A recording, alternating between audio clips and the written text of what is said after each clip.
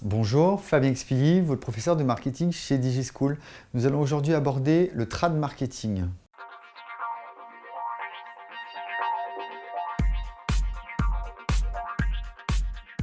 Donc le trad marketing a été beaucoup utilisé pour le commerce associé.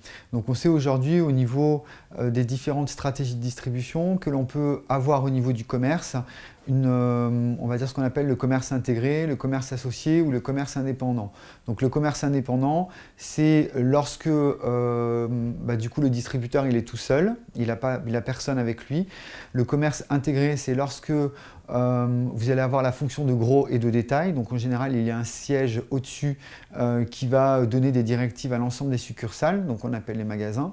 Et ensuite, vous allez avoir le commerce associé, qui est un regroupement du coup de distributeurs qui du coup ont des avantages puisqu'ils peuvent avoir des prix un petit peu moins chers et ils peuvent avoir des avantages par rapport à leurs concurrents.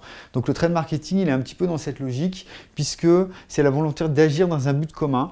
Voilà, l'art de concilier plutôt que de se combattre au niveau des différents fabricants ou des distributeurs.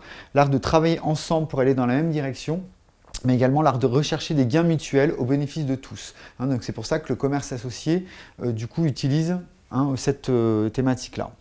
Donc en fait, c'est un état d'esprit commun à des fabricants et à des distributeurs qui ont décidé de se mettre ensemble pour pouvoir satisfaire les besoins et les attentes des clients, mais également améliorer la rentabilité et leur position compétitive, leur position concurrentielle également, puisque du coup, ça leur permet de faire des économies d'échelle et avoir acheté en gros, donc du coup avoir des capacités beaucoup plus importantes et avoir des prix beaucoup plus avantageux. C'est pour ça qu'aussi dans la grande distribution, le trade marketing est beaucoup utilisé parce qu'on achète en grosse quantité. Donc en fait, l'application du principe win-win qu'on va appeler une stratégie gagnant-gagnant. Donc en fait, l'objectif, c'est la recherche du meilleur couple marque-enseigne.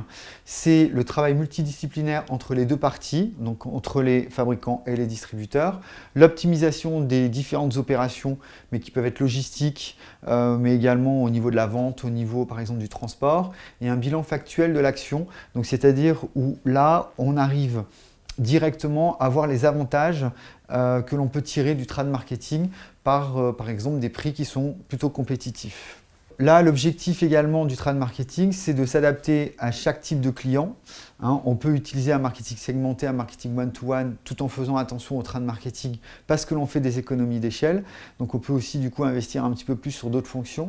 Et il devient un art de négocier du coup avec les différents clients et avec du coup les différents distributeurs et les différents producteurs.